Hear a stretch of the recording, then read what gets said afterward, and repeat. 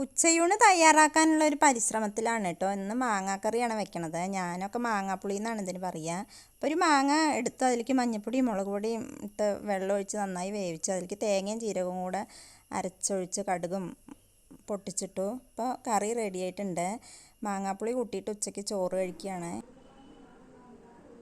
ഞാനിപ്പോൾ ഇന്ന് ഉച്ചഭക്ഷണം കഴിക്കുകയാണ് കേട്ടോ. എന്തൊക്കെയാണ് ഉച്ചയുടെ വിഭവങ്ങളെന്ന് കാണിച്ചു തരാം.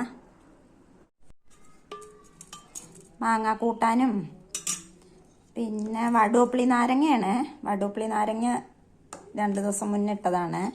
പിന്നെ നാടൻ ഉള്ളിച്ചമ്മന്തിയാണ് കേട്ടോ. അമ്മിയിൽ അരച്ച ഉള്ളിച്ചമ്മന്തിയാണ്. അതുപോലെ തന്നെ മാങ്ങച്ചാറുണ്ട്. പിന്നെ പപ്പടമാണ്. പിന്നെ 2 കൊണ്ടാട്ടമുളകും ഉണ്ട്. അപ്പം എന്തൊക്കെയാണെന്ന് കാണാം.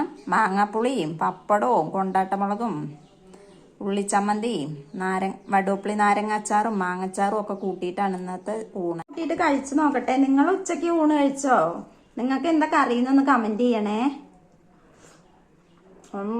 നല്ല ടേസ്റ്റാണ് ഉള്ളിച്ചമ്മന്തിയൊക്കെ. അപ്പോൾ വീഡിയോ ഇഷ്ടപ്പെട്ട് സപ്പോർട്ട് ചെയ്യാൻ മറക്കല്ലേ. ലൈക്ക് ചെയ്യണേ, കമന്റ് ചെയ്യണേ.